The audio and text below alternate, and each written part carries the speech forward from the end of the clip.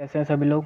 And start करते हैं हमारा सेकंड, इस सीरीज़ का सेकंड जो वीडियो है वो। एंड इससे पहले हम जो मोस्ट इम्पोर्टेंट 2025 के अंदर जितने वर्ड्स आए थे उसके 20 वर्ड्स हम कंप्लीट कर चुके थे। उनके एक्सप्लेनेशंस, कॉन्टेक्स्ट एंड उनके जितने भी सिनोनिम्स थे उसके साथ में वो वीडियो हमने कंप्लीट की थी। एंड ये सेकंड वीडियो है। एंड वोकेबलरी के लिए जो हमारी जितने भी 2025 में जितनी भी वोकेब आई है वो इसके अंदर कंपाइल्ड है। और ये वो मोस्ट इंपॉर्टेंट वर्ड्स है जो बार बार रिपीट हुए हैं 2025 में। ठीक है। एंड उनके ऑप्शंस भी हमने लिए हैं। ठीक है। जैसे अगर वो ऑप्शन से घुमाना चाहे थोड़ा तो वो ऑप्शंस भी इसमें मैंने डाल दिए हैं, जिससे कि आप उसको मतलब इसमें है इंक्लूडेड, जिससे आप क्या कर सके, उनको क्या कर सके, आगे उसको पढ़ सके, जिससे आपका क्वेश्चन गलत ना हो। एंड ये बहुत हेल्पफुल सीरीज़ होने वाली है आप लोगों के लिए, इसलिए इसमें एंड तक जुड़े रहना। एंड चैनल को लाइक, सब्सक्राइब एंड शेयर करना। ठीक है। अगर आपके लिए हेल्पफुल हो तो एंड कोई आप सजेशन देना चाहे तो दे सकते हैं। फिर स्टार्ट करते हैं हम फर्स्ट से। तो हमारा वर्ड है कौन सा, 21। ठीक है। तो बॉडी वर्ड है, बॉडी वर्ड है। इसका मीनिंग क्या है, dealing with sexual matters in A comical और इनडिसेंट वे। यानी कि हम क्या कर रहे हैं, डील कर रहे हैं सेक्सुअल मैटर्स के साथ इन ए कॉमिकल एंड इनडिसेंट वे, यानी कि अभद्रता तरीके से। ठीक है। हम क्या कर रहे हैं, तो हम तरीके से अगर बिहेव कर रहे हैं तो हम क्या हैं, अश्लील है, भद्दे हैं थोड़े।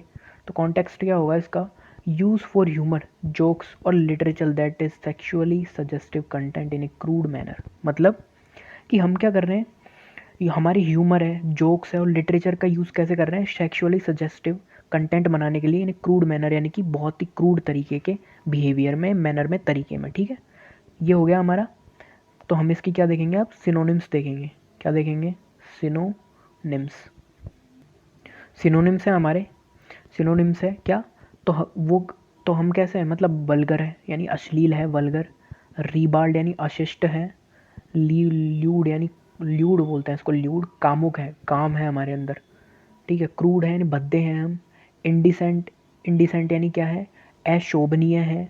कोअर्स यानी कि बहुत ही ज़्यादा असभ्य है, अनसिविलाइज्ड है। ठीक है। अनसिविलाइज्ड भी इसका एक सिनोनिम्स हो जाएगा।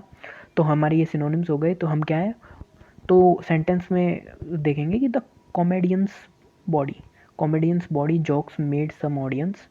जो कॉमेडियंस की जो जोक्स थे, बॉडी जोक्स यानी अश्लील जोक्स थे, भद्दे जो जोक्स थे, उन्होंने ऑडियंस, जो कुछ ऑडियंस थी उनको क्या कर दिया, members uncomfortable while other road with laughter. जहाँ पर जो और लोग थे, अदर्स थे, वो रोर कर रहे थे, चिल्ला रहे थे, हंस रहे थे, वहाँ पर जो कुछ मेंबर्स थे उनको क्या कर दिया, अनकंफर्टेबल फील हुआ जो कॉमेडियन के जो बॉडी जोक्स थे उनसे। ठीक है। याद रखेंगे एंड इसके सिनोनिम्स याद रखेंगे। नेक्स्ट वर्ड पे आ जाएंगे हम लोग। नेक्स्ट वर्ड है रेटिसेंट। रेटिसेंट यानी क्या होता है, रेटिसेंट यानी होता है not revealing one's thought, not revealing, खुद के थॉट्स को रिवील ना करे और फीलिंग्स को रिवील ना करे। रेडिली, रिजर्व्ड एंड क्वाइट, जो क्या हो, क्वाइट हो, रिजर्व्ड हो, मितभाषी हो, संकोची हो बहुत ज़्यादा। ठीक है।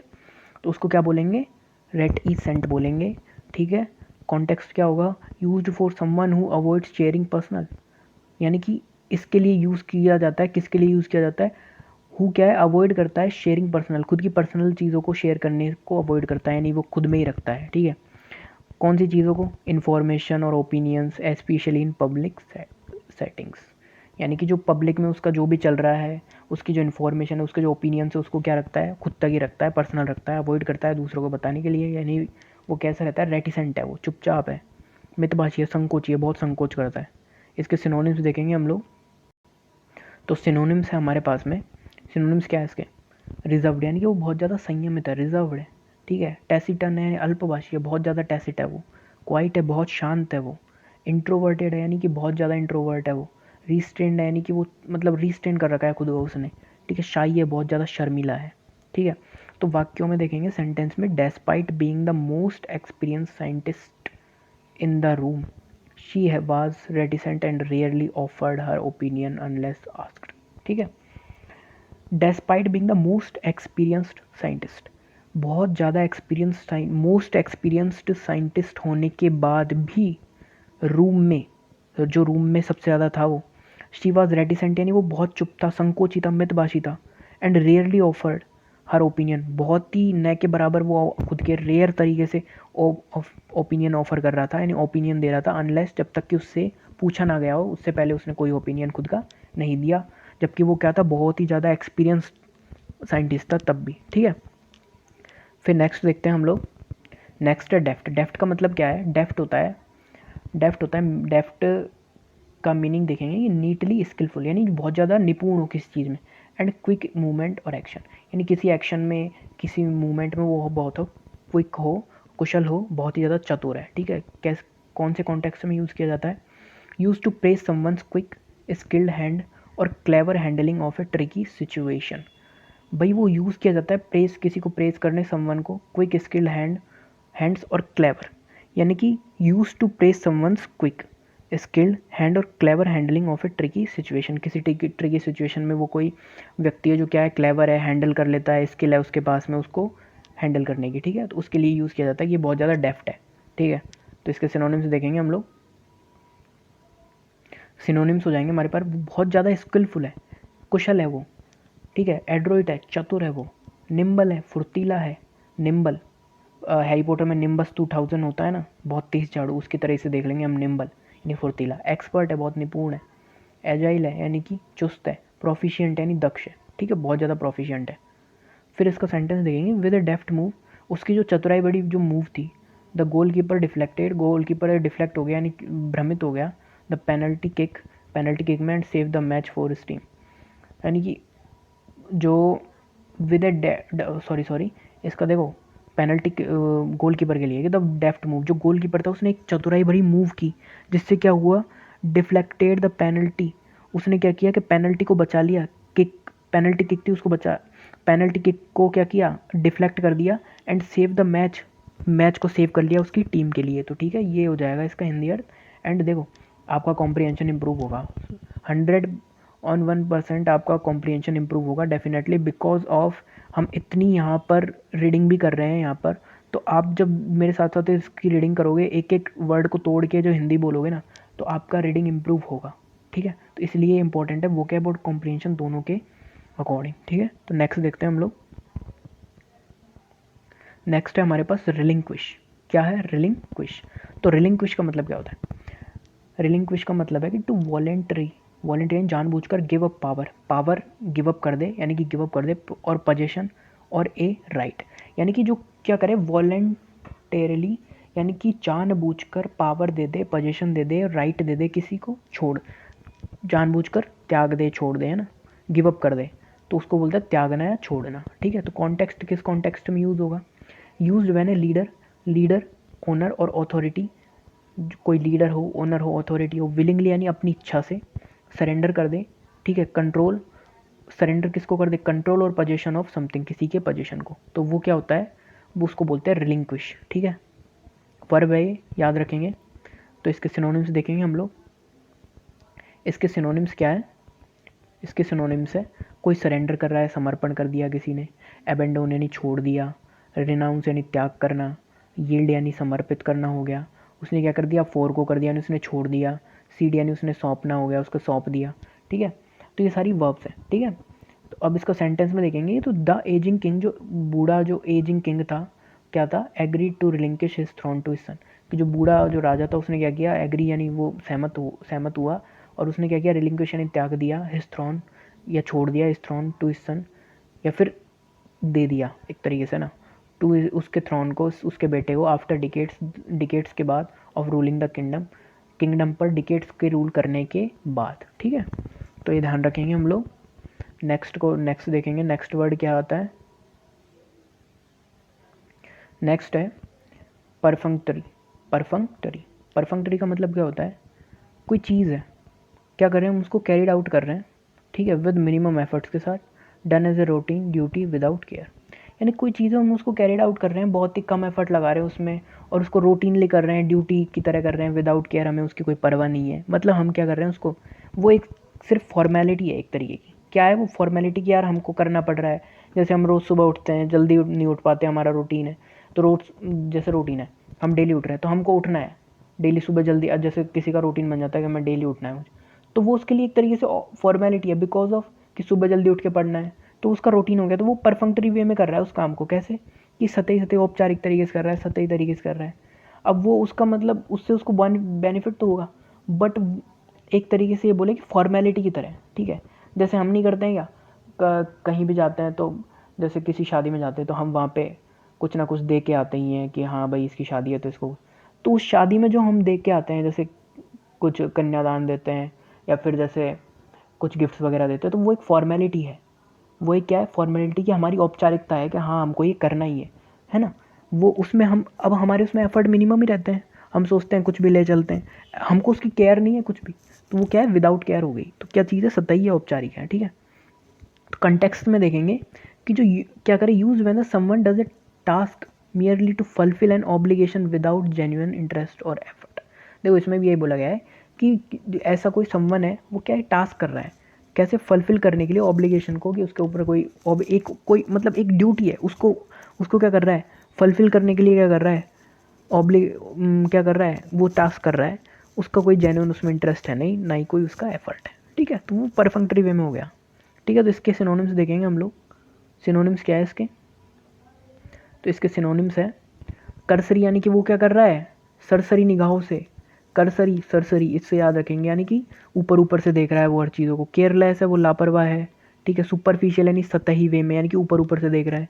हैस्टी यानी जल्दबाज है, हैस्टी यानी बहुत जल्दी, भाई जिसको परवाह नहीं होगी, जो ऊपर ऊपर से करेगा। अब जैसे हम रिवीजन करते हैं तो हम क्या करते हैं, ऊपर ऊपर से रिवीजन कर लेते हैं, तो वो क्या करते हैं, हम जल्दबाजी में तो करते हैं ना। तो हैस्टी हो गया इसका सिनोनिम्स, एक हो गया मैकेनिकल यानी यांत्रिक, एक हो गया रूटीन यानी कि रूटीन की तरह नियमित कर रहा है, मतलब हमने एक रूटीन बना लिया तो उसमें हमारा इंटरेस्ट नहीं है, वो बस हमारा रूटीन है, ठीक है। तो इसके हम सेंटेंस देखेंगे कि जो ऑफिसर है गेव ए परफंक्टेड इंस्पेक्शन, जो ऑफिसर ने क्या दिया, एक सतही या फिर एक ऐसे औपचारिक जो इंस्पेक्शन किया ऑफ द बिल्डिंग का, without any actually checking for safety agers. उन्होंने क्या किया, कोई सेफ्टी चेक नहीं की, कोई एक्चुअल में कि क्या यहाँ पर सेफ्टी है, उन्होंने क्या है बस इंस्पेक्शन कर लिया कि ऊपर ऊपर सतही तरीके से, पर सुपरफिशियल वे में कर लिया कि हाँ ऐसा है ऐसा है, ठीक है। तो वो क्या है कि वो ऑफिसर था, वो क्या था, उस चीज़ को लेकर सीरियस नहीं था, इंटरेस्ट नहीं था उसका उसमें, ठीक है। तो क्या हो जाएगा इसका परफंक्टरी का, ठीक है, समझ में आएगा क्या हो जाएगा, लापरवाह औपचारिकता, है ना। फिर आ जाता है एग्जीग्रेट। एग्जीग्रेट का मतलब क्या होता है, आप लोगों को पता है एग्जीग्रेट का मतलब क्या होता है, बहुत लोगों को पता होगा, सिंपल वर्ड है। तो एग्जीग्रेट का मतलब क्या होता है, एग्जीग्रेट का मतलब होता है कि सॉरी, टू रिप्रेजेंट समथिंग। तो इसमें दे रखा है कि टू रिप्रेजेंट समथिंग, क्या करने, रिप्रेजेंट करने समथिंग, किसी चीज़ को, एज बेटर वर्स और more extreme than it really is. यानी कि क्या करते हैं, हम किस चीज़ को रिप्रेजेंट कर रहे हैं, तो समथिंग उसको बेटर बनाने के लिए, या वर्स बनाने के, रोज वर्स बनाने के मतलब उसको ख़राब बनाने के लिए, या उसको बहुत ही ज़्यादा एक्सट्रीम बनाने के लिए, उसकी वास्तविकता रहती है, या तो उससे हम बहुत ज़्यादा बढ़ा चढ़ा कर बोलेंगे, या उसको बहुत ही ज़्यादा नीचा दिखा देंगे। तो हम क्या करते हैं, एग्जेजरेट करते हैं किस चीज़ को, यानी क्या करते हैं, हम अतिशयोक्ति करते हैं, बढ़ा चढ़ा कर कहते हैं। तो क्या, कौन से कॉन्टेक्स्ट में यूज़ होता है ये होता है used when someone overstates facts emotions और events to make a stronger impression. तो क्या है कि जब कोई व्यक्ति है वो क्या कर रहा है, समवन क्या कर रहा है, ओवर स्टेट्स कर रहा है फैक्ट्स को, इमोशंस को, इवेंट्स को, स्ट्रॉन्गर है किसी के ऊपर इंप्रेशन ज़्यादा जमाने के लिए किसी चीज फैक्ट्स इनको बढ़ा चढ़ा कर बोल रहा है, ठीक है। तो इसके सिनोनिम्स देख लेते हैं हम लोग क्या रहता है। तो सिनोनिम्स है इसके, क्या है सिनोनिम्स इसके सिनोनिम्स है ओवर स्टेट, यानी कि हम किस चीज़ को बड़ा चढ़ाकर बोल रहे हैं, एम्पलीफाई यानी हम बड़ा चढ़ाकर बोल रहे हैं, एम्पलीफाई कर रहे हैं, इम्बेलिश यानी हम बहुत ही ज़्यादा साज सजावट कर रहे हैं, ये सिनोनिम्स में आ जाएगा इसका। इन्फ्लेट यानी हम फुला रहे हैं किस चीज़ को, मैग्नीफाई यानी कि हम बड़ा करके बोल रहे हैं, बड़ा कर रहे हैं उसको, ठीक है। ओवर ड्रामेटाइज यानी हम बहुत ही ज़्यादा हमने उसको ओवर ड्रामा कर दिया, नाटक कर दिया, नाटकीय बना दिया उसको, ठीक है। तो इसका सेंटेंस देखेंगे, ही ऑलवेज टेंड्स टू, उसकी जो प्रवृत्ति थी कैसी थी, to exaggerate his achievements during job interviews. तो यानी उसकी एक टेंडेंसी थी, टेंस थी, क्या थी, कि वो क्या करता था, अचीवमेंट्स को क्या करता था, एग्जेजरेट करके बोलता था, है ना, ड्यूरिंग जॉब इंटरव्यूज़ में, making his resume seem more impressive than it is truly. यानी कि उसके रेज्यूमे को बहुत, रेज्यूम है वो उसको मोर इम्प्रेसिव ज़्यादा करने के लिए, जो उसका सच में था उससे ज़्यादा इम्प्रेसिव बनाने के लिए वो क्या करता था जॉब इंटरव्यूज़ में खुद के जो अचीवमेंट्स हैं उनको बड़ा चढ़ा कर बोलता था, ये उसकी प्रवृत्ति थी हमेशा से, ठीक है। तो नेक्स्ट आ जाते हैं हम लोग। नेक्स्ट हमारा वर्ड है ग्रेफिटी।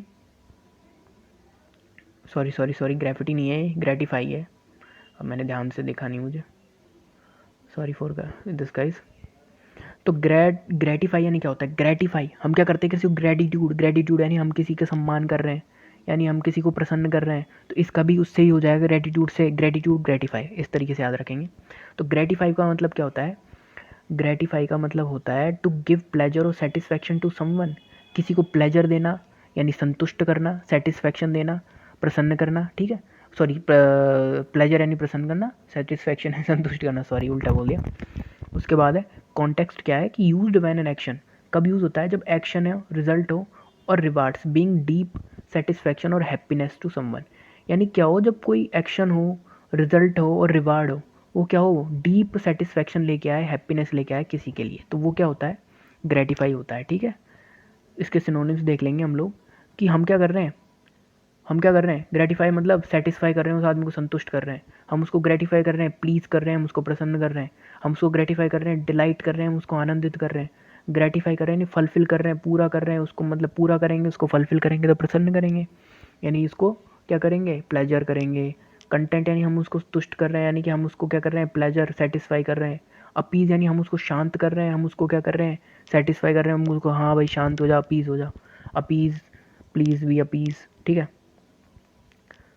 फिर उसके बाद आ जाते हैं हम लोग नेक्स्ट, इसका sentence, sorry. It gratified the teacher. Teacher को क्या किया? ग्रेटिफाइड किया गया immensely to see her students excel in the national science competition. देखो ये उस ये टीचर के लिए क्या था? बट ग्रेटिफाइड था। ग्रेटिफाइड यानी बहुत ही ज़्यादा प्रसन्नता की बात थी। इमेंसली बड़े स्तर पर, टू सी हर उसकी स्टूडेंट को कहाँ देगा? Excel in the national science competition. उसकी इसको स्टूडेंट को देखना नेशनल साइंस कंपटीशन के में, ठीक है। क्या था उसके लिए? ग्रेटिफाइड था, उसके लिए बहुत ही प्रसन्नता की बात थी, ठीक है। याद रखेंगे इस चीज़ को, है ना। इस तरीके से आप करते चलेंगे मेरे साथ साथ। फिर नेक्स्ट वर्ड है हमारे लिए कार्नल। और कार्नल में देखेंगे हम लोग कि इसका मीनिंग क्या होता है? Relating to physical. देखो एक होता है कार्न। कार्न क्या होता है? कार्न होता है एक रूट वर्ड, इसका मतलब होता है बॉडी। क्या होता है? बॉडी, ठीक है। याद रखेंगे कार्न का मतलब होता है बॉडी, तो कभी भी कार्न आ जाए मतलब बॉडी से रिलेटेड होगा, ठीक है। तो यहाँ कार्नल दे रखा है, इसका मतलब क्या होता है? Relating to physical, especially sexual needs and activities, शारीरिक या कामुक, ठीक है। तो आ जाते हैं हम इसके किस पे? तो इसका कॉन्टेक्स्ट क्या होगा? कॉन्टेक्स्ट होगा इसका कि इन रिलीजियस, फिलोसॉफिकल और literary context to contrast bodily desires with spiritual ones. यानी कि जो रिलीजियस थे, फिलोसॉफिकल हैं, लिटरेरी हैं, उनमें क्या कॉन्टेक्स्ट दिया हुआ है कि बॉडी को contrast desire with spiritual ones, spiritual के साथ में जो कॉन्ट्रास्ट, जो डिज़ायर होती है ना बॉडी की, वो क्या होती है? स्पिरिचुअल स्पिरिट्स होती है ना, उसके साथ में क्या हो जाती है? ख़त्म हो जाती है, ठीक है। तो ऐसा बताया गया है, तो उस कॉन्टेक्स्ट में हम उसको यूज़ करेंगे कैसे? कि देखो इसका मतलब क्या होगा? कार्नल का मतलब बॉडी से रिलेटेड या फिर वो कामुक यानी सेक्सुअली डिज़ायर्ड वाला, है ना। तो क्या होगा कार्नल का मतलब? कि कोई चीज़ क्या है? कामुक है, सेंशुअल है। कोई चीज़ लस्टफुल है, वासनापूर्ण है। कोई चीज़ फ्लैशी है यानी शारीरिक है, शारीरिक बॉडी से संबंधित आ गया। फिजिकल है कोई चीज़, कार्नल है मतलब। बॉडीली है, दैहिक है मतलब कार्नल है। एरोटिक मतलब कामत्वजनक है, यानी कि क्या कर रही है? क्या कर रही है वो? काम, कामोत्त यानी काम उत्तेजना, ठीक है। तो एरोटिक हो गई वो, ठीक है। फिर नेक्स्ट आ जाते हैं हम लोग इसके एग्जाम्पल पे, सेंटेंस पे। तो मैनी एंशियंट फिलोसॉफीज थी, फिलोसॉफीज है वो क्या करती है? अर्गड करती है पीपल को to rise above carnal desires. Sorry sorry sorry sorry क्या करती है? एक सेकेंड। क्या करती है? पीपल्स को क्या करती है? उत्तेजित करती है या फिर शिक्षा देती है किस चीज़ की? To rise above carnal desires, उनकी जो डिज़ायर्स है कार्नल यानी कामुक जो डिज़ायर्स है, and pursue intellectual enlightenment instead. उनको कार्नल यानी उनको राइज करने के लिए एंड परस्यू करने के लिए, करने किस चीज़ के? Intellectual enlightenment instead, intellectual enlightenment के बजाय उनको क्या करती है? उनको एक तरीके से मनाने के लिए, उनको मतलब एक उनको राइज करने के लिए क्या करती है? Many philosophies. तो हमको याद रखना है कार्नल का मतलब, ठीक है। फिर आ जाते हैं वर्ड नंबर 29 कैंडिड। कैंडिड का मतलब क्या होता है? ज़्यादातर लोगों को आता हो, हाँ ईजी वर्ड है इसलिए। तो देखो कैंडिड का मतलब क्या होता है, कैंडिड का मतलब होता है कोई आदमी बहुत ज़्यादा ईमानदार हो, ठीक है, स्पष्टवादी हो, तो ट्रूथफुल और स्ट्रेट फॉरवर्ड हो, फ्रैंक इन एक्सप्रेसिंग ओपिनियंस, ठीक है। कॉन्टेक्स्ट देखेंगे, use to describe someone who gives honest direct feedback without hiding the truth, यानी कि किसके लिए यूज़ किया जाता है, डिस्क्राइब समवन, किसी को डिस्क्राइब करने के लिए, who gives honest direct feedback without hiding the truth, यानी किसके लिए किया जाता है, ऑनेस्ट डिस्क्राइब करने के लिए, बिना कोई सच छिपाए। वो क्या बोलता है, बिल्कुल स्पष्टवादी है, बिल्कुल क्या है, ट्रूथफुल है, स्ट्रेट फॉरवर्ड है, ठीक है। इसके क्या दे देंगे, सिनोनिम्स देखेंगे। इसके सिनोनिम्स क्या है, इसके सिनोनिम्स है इसके, पहला है फ्रैंक, यानी वो खुलकर बोलता है, यानी कि वो क्या है, कैंडिड है। ऑनेस्ट है, कैंडिड है। स्ट्रेट फॉरवर्ड है, कैंडिड है। सिंसियर है, निष्कपट है, कैंडिड है। ब्लंट, बेबाक है, कैंडिड है। ओपन, खुला मिला है, यानी कि कैंडिड है, ठीक है। तो इसका सेंटेंस देखेंगे, the mentor gave a candid assessment, जो मेंटर था उसने क्या दिया, एक कैंडिड असेसमेंट दिया, यानी कि कैंडिड यानी स्पष्ट असेसमेंट यानी मूल्यांकन किया ऑफ द स्टूडेंट्स का, ठीक है। वीकनेस, स्टूडेंट की जितनी वीकनेस थी उसका, so she could improve before the final exam. तो जो मेंटर था उसने क्या किया था, कैंडिड असेसमेंट यानी कि बिल्कुल स्पष्ट क्या किया था, उनका मूल्यांकन किया था स्टूडेंट्स के वीकनेसेस का, जिससे वो उनको क्या कर सके, फाइनल एग्जाम से पहले इम्प्रूव कर सकता था, इसलिए उसने किया था, कर सके, है ना, सॉरी। फिर आ जाते हैं हम नेक्स्ट वर्ड पर, और नेक्स्ट वर्ड है हमारे पास कौन सा है, एक्सक्विजिट, ठीक है। हमारे पास नेक्स्ट वर्ड है एक्सक्विजिट। एक्सक्विजिट का मतलब क्या होता है, तो देखेंगे कि इसका होता है extremely beautiful and typically delicate, intensely felt, यानी कि बहुत ही ज़्यादा ब्यूटीफुल है, टिपिकली क्या है, टिपिकली है, डेलिकेट है, एंड इंटेंसली फेल्ट है, मतलब कि बहुत ज़्यादा क्या है, अत्यंत सुंदर, और क्या है, टिपिकली डेलिकेट, यानी कि बेजोड़ है, मतलब जो क्या है, नाजुक नहीं है। डेलिकेट का मतलब क्या होता है, नाजुक कली, ठीक है। फिर आ जाते हैं हम यूज्ड फॉर, इसका कॉन्टेक्स्ट देखेंगे, यूज फॉर क्राफ्टमैनशिप, किसके लिए यूज़ की जाती है, क्राफ्टमैनशिप के लिए, ब्यूटी के लिए, पेन के लिए, और pleasure that is of the highest and most refined quality, ठीक है। क्या करेंगे, यूज्ड फॉर क्राफ्टमैनशिप के लिए यूज़ किया जाता है, ब्यूटी के लिए एंड पेन के लिए और प्लेजर के लिए, that is of the highest and most refined quality, ठीक है, ओके। तो ब्यूटीफुल, इसका घुमा फिरा के एक ही है कि ब्यूटीफुल, ठीक है। तो इसको देखेंगे, सिनोनिम्स क्या है, वो ब्यूटीफुल है, एक्सक्विजिट है। एलिगेंट है मतलब सुरुचिपूर्ण, मतलब एक्सक्विजिट है। रिफाइंड यानी परिष्कृत है, मतलब एक्सक्विजिट है। डेलिकेट, नाजुक है, मतलब एक्सक्विजिट है। सबलाइम यानी, सॉरी वो नाजुक भी बोल सकते हैं क्योंकि जो सुंदर होता है उसको नाजुक, सॉरी ऊपर मैंने थोड़ा उसका कॉन्ट्रास्ट बोल दिया है ना, उसके लिए सॉरी, ठीक है। फिर सबलाइम यानी अलौकिक, यानी कि एक्सक्विजिटर, गॉर्जियस यानी भव्य है, मतलब एक्सक्विजिट है। फिर आ जाते हैं सेंटेंस पे, कि जो the exquisite embroidery on the bridal lehenga took over 3 months of painstaking handwork to complete, ठीक है। तो देखेंगे कि जो एक्सक्विजिट क्या था, embroidery on the bridal lehenga, जो लहंगा था उसके ऊपर जो ब्राइडल का, उसको क्या था, बहुत ही ज़्यादा सुंदर, ब्रॉडर वे में सुंदर बनाने के लिए क्या किया था, 3 महीने का जो पेन स्टेकिंग हैंड, हाथ का जो कारीगरी का काम था, वो 3 महीने के लिए क्या किया गया, 3 महीने का समय लगा था उसमें कंप्लीट करने के लिए। तो याद रखेंगे, एक्सक्विजिट का मतलब क्या होता है, बहुत ही ज़्यादा सुंदर, नाजुक। फिर आ जाते हैं फ्रिवोलियस। फ्रिवोलियस का मतलब क्या होता है, ज़्यादातर को पता होगा, तुच्छ होता है, बहुत ही ज़्यादा, कोई आदमी क्या है, बहुत तुच्छ है, तुच्छ मतलब फ्रिवोलस, यानी कि क्या है, नोट हैविंग एनी सीरियस और पर्पस और वैल्यू, उसकी कोई सीरियस पर्पस नहीं है, कोई वैल्यू नहीं है। ट्रीटिंग क्या कर रहा है, something seriously as if it were light, यानी कि वो क्या है, सीरियसली क्या कर रहा है, ट्रीट कर रहा है अगर कोई लाइट है तो, यानी तुच्छ और फालतू। तो कॉन्टेक्स्ट देखेंगे, इसमें क्या है, यूज्ड फॉर लॉसूट्स, क्वेश्चंस और behaviour that are seen as a waste of time and not serious. तो लॉसूट्स, क्वेश्चंस और बिहेवियर के रूप में यूज़ किया जाता है, जो क्या लगे, कैसे दिखे, seen as a waste of time, time waste दिखे, एंड नो सीरियस नहीं लगे, उनके लिए कॉन्टेक्स्ट में यूज़ किया जाता है। सिनोनिम्स देखेंगे हम इसके, तो क्या वो कोई व्यक्ति है, वो बहुत ज़्यादा क्या है बहुत ज़्यादा, वो है तुच्छ है, बहुत ज़्यादा ट्राइवियल है, यानी कि क्या है, कैसा है, फ्रिवोलस है। सिली है, बहुत ज़्यादा बेवकूफ़ है, तुच्छ है। पॉइंटलेस है, जिसका कोई पॉइंट नहीं है, यानी कि अर्थहीन है। पैटी है यानी छोटा है, मतलब तुच्छ है। फ्लिपेंट है यानी कि गैर जिम्मेदार है। शैलो यानी उथला है, यानी कि उसमें कोई गहराई नहीं है। समझे? ठीक है, इसको सेंटेंस में यूज़ देखेंगे।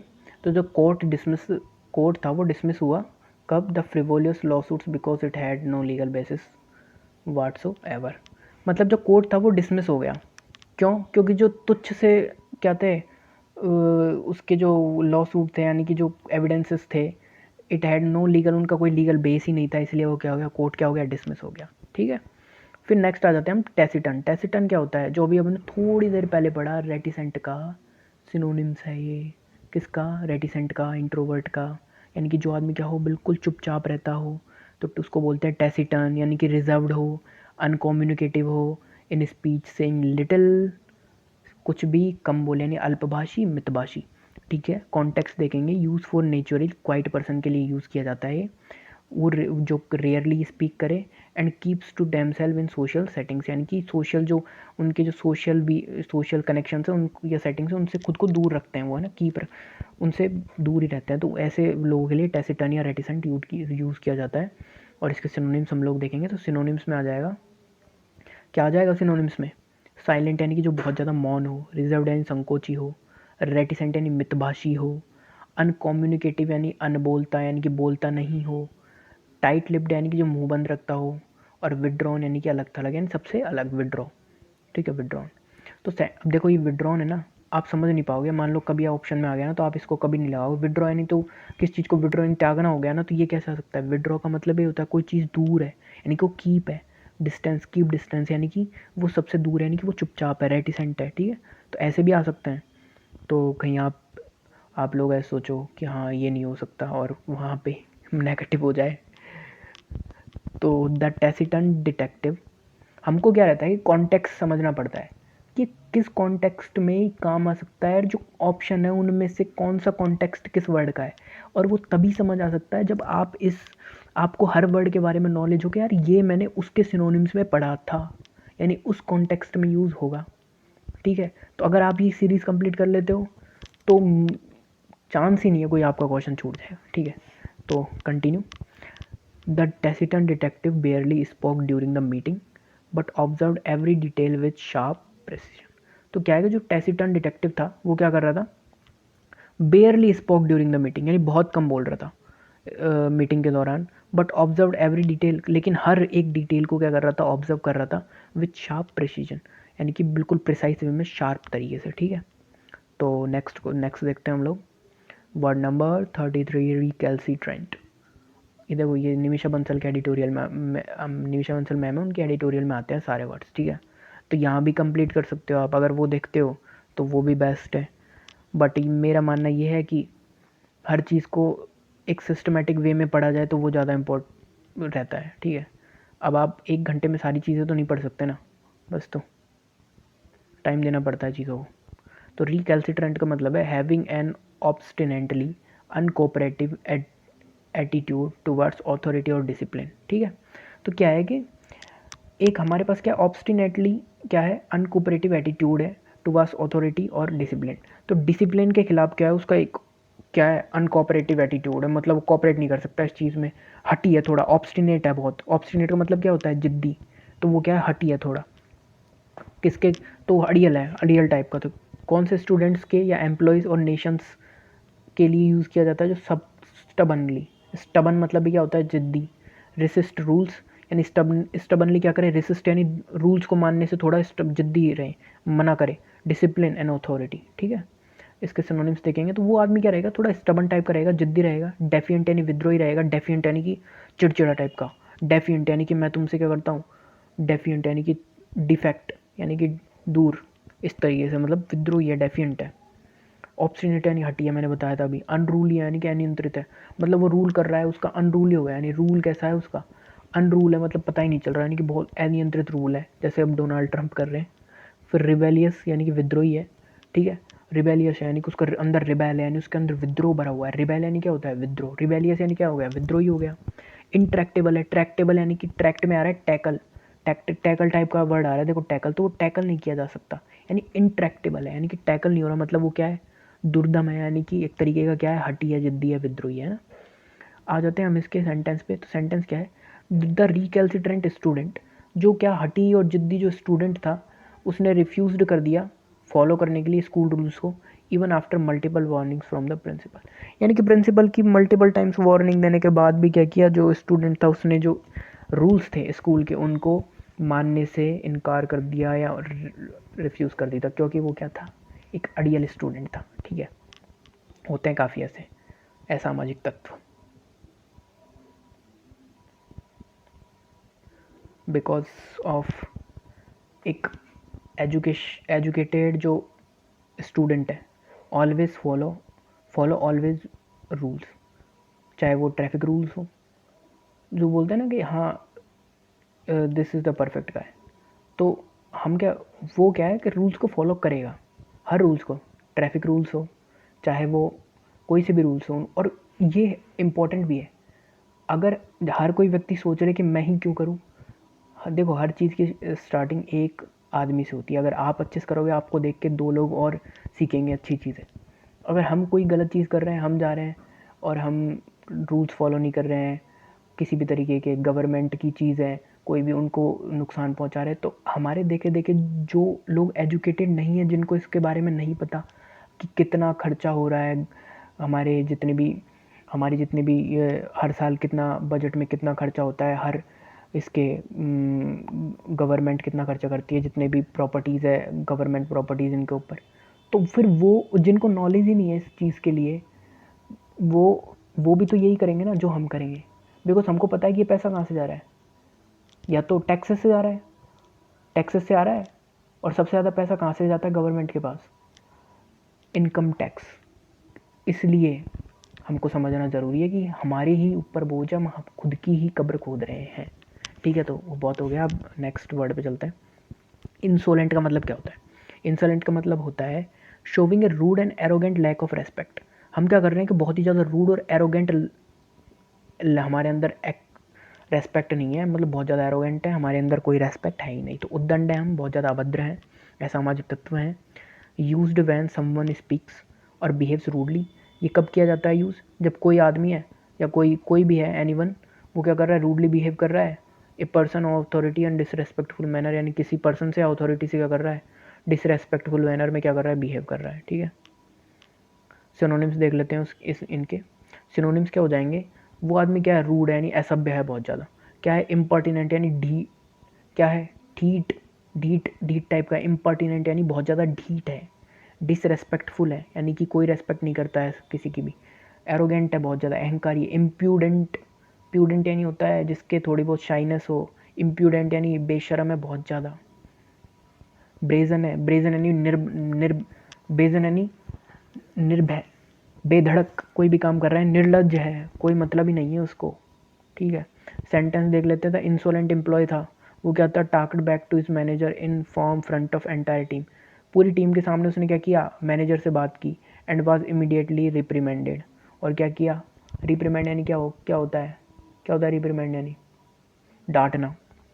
तो क्या है कि जो एम्प्लॉय था उसने क्या किया, मैनेजर, एम्प्लॉय ने to his manager, tasked back to his manager in the front of entire team and was immediately reprimand, उसने जैसे ही एम्प्लॉय से किससे मैनेजर से बात की तो वो पूरी टीम के सामने क्या हुआ, डांटने का पात्र बन गया, यानी कि बेइज्जत हो गया।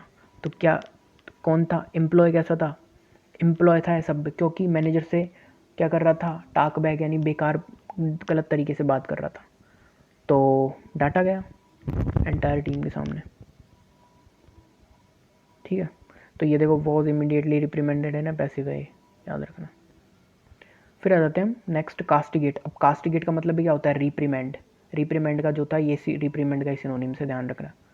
तो कास्टिगेट का मतलब होता है किसी को डांटना, फटकार लगाना, तो ट्रू रिप्रीमेंड आ गया ना, देखो इसमें रिप्रीमेंड आ गया ना, तो रिप्रीमेंड है क्रिटिसाइज करना किसी को सीवियरली, सीवियर तरीके से, ठीक है, कड़ी फटकार या निंदा करना, है ना। देखेंगे हम कौन से कंटेक्स्ट में यूज़ किया जाता है, तो कौन से कंटेक्स्ट में यूज़ होगा ये होगा यूज्ड इज़, कौन से में होगा, sorry, used in its formal settings when a superior court और editorial sharply condemn someone's conduct. तो कोई किसी को डांट देता है सुपीरियर कोई कोर्ट में एडिटोरियल के लिए, मतलब, और एडिटोरियल शार्पली यानी किसी के एडिटोरियल के लिए, मतलब किसी भी एक्सेट्रा चीज़ के लिए उसको फटकार लगाई जाती है ना, कोर्ट में सुपीरियर्स के द्वारा। तो उसको क्या बोलते हैं हम? कास्टिगेट करना, डांटना फटकारना। तो रिप्रीमेंड यानी भी क्या होता है? डांटना फटकारना। स्कोल्ड यानी भी क्या होता है? डांटना फटकारना। रिब्यूक यानी किस चीज़ को डांटना, छोड़ देना, किस चीज़ से दूर हटना। चैटिसाइज क्रिटिसाइज टाइप का है ना, इसका मतलब दंडित करना। सेंश्योर, हमने किसी को सेंश्योर किया यानी निंदा करी है उसकी। मूवी को सेंसर बोर्ड नहीं करती है क्या? निंदा होती है जब भी तो मूवी को सेंसर करती है, तो उससे याद कर सकते हैं निंदा करना यानी सेंश्योर करना। अपब्रेड यानी खरी खोटी सुना रहे हैं हम किसी को, ठीक है। तो हम देखते हैं कि जो सेंटेंस है कि तो जज है उसने कास्टिगेट यानी कि डाटा किनको, अक्यूज को, for showing no remorse during the entire trial proceeding.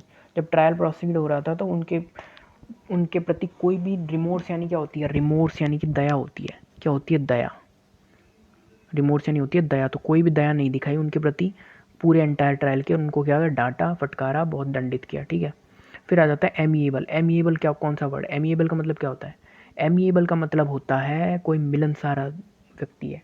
मिलनसार मतलब एमिएबल, फैमिलीबल, एमिएबल ऐसे दिख रहा है कुछ, तो फैमिली से रिलेट कर सकते हैं इसको, फैमिली।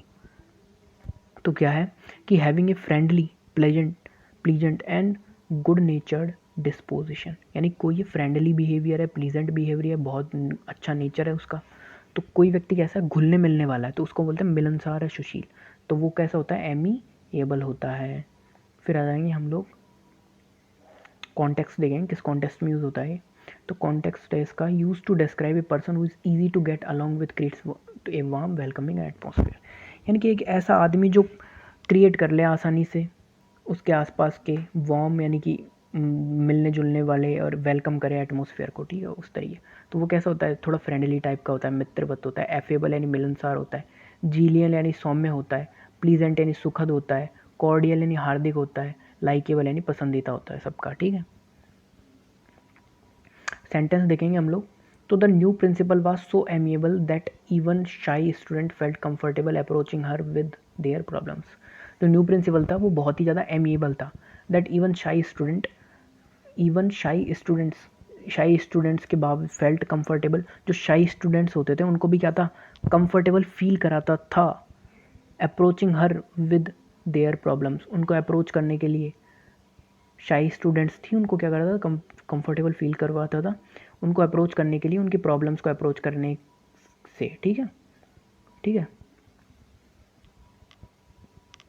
फिर आ जाते हैं हम नेक्स्ट, एजोटेरिक। एजोटेरिक का मतलब क्या होता है? एजोटेरिक का मतलब है इंटेंडेड फॉर और understood by only a small group with specialised knowledge, यानी कि हम क्या कर रहे हैं? गूढ़ है, रहस्यमय कोई चीज़ है, जैसे कि intended for understood by only small group, कोई बहुत ही छोटे ग्रुप के द्वारा समझी गई है। स्पेसिफाइड नॉलेज, स्पेशलाइज्ड नॉलेज है, यानी कि बहुत ज़्यादा गूढ़ है, रहस्यमय है, जिसको कोई बहुत ही, जो उसके जानकार है वही समझ सकते हैं, मतलब बहुत ज़्यादा इंपॉर्टेंट, गूढ़ मतलब रहस्यमय है टाइप, क्रिप्टिक टाइप की है। तो देखो क्रिप्टिक का मतलब भी गूढ़ ही होता है। इसको कैसे याद करेंगे मैं बताऊंगा आपको। यूज्ड फॉर टॉपिक्स, उन टॉपिक्स के लिए यूज़ किया जाता है जो रिचुअल्स है, नॉलेज है। Only select few with deep expertise can understand, यानी कि वो बहुत ज़्यादा डीप एक्सपर्टीज़ है, मतलब कोई अलग भाषा में है किसी में, तो वो उनके द्वारा ही समझी जाएगी, बहुत ही कम लोगों के द्वारा, है ना। जैसे सिनोनिम्स क्या हो जाएंगे? जो बहुत ही अस्पष्ट हो, ऑब्सक्योर हो, आर्केन यानी रहस्यमय हो, क्रिप्टिक यानी गूढ़ हो, मिस्टीरियस यानी रहस्यमय है, एब्स्ट्रूज यानी भी छिपी हुई है थोड़ी थोड़ी, है ना। रिकंडाइट का मतलब भी क्या होता है? छिपे हुआ, गूढ़, रहस्यमय, ठीक है, रिकंडाइट का, है ना। क्रिप्टिक को कैसे याद करेंगे? क्रिप्टो करेंसी छिपी हुई रहती है, उसी तरीके से इसमें पैसा छिपा होता है, तो उस तरीके से क्रिप्टिक याद कर लेंगे, है ना। सेंटेंस क्या है? द लेक्चर ऑन वैदिक एस्ट्रोलॉजी वाज सो एसोटेरिक, जो वैदिक एस्ट्रोलॉजी पे जो लेक्चर था वो बहुत एसोटेरिक यानी बहुत ही गूढ़ और रहस्यमय था। That only handful of scholars, बहुत ही एक हैंडफुल ऑफ स्कॉलर्स का मतलब क्या है? देखो हैंडफुल और ये है ना, ये नाउन में होता है ना। हैंडफुल, लॉ, क्या कहते हैं इसको, स्पूनफुल।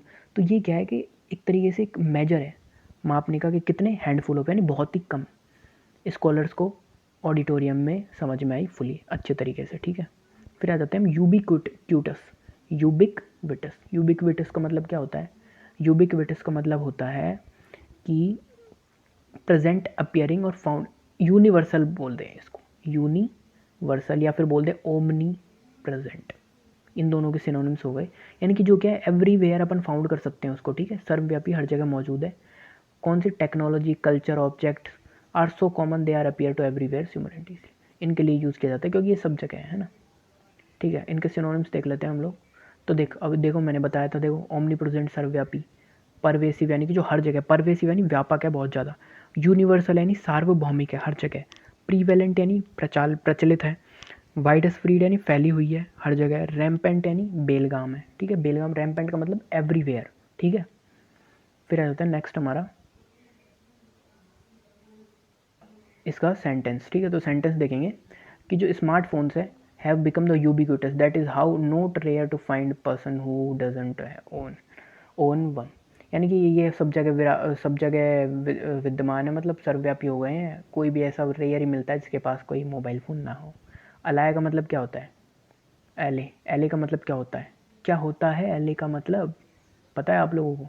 एले का मतलब होता है, जैसे हम बोलते हैं ना मेटल एले, यानी कि लोह अयस्क, यानी कि लोहे के साथ जुड़ा हुआ।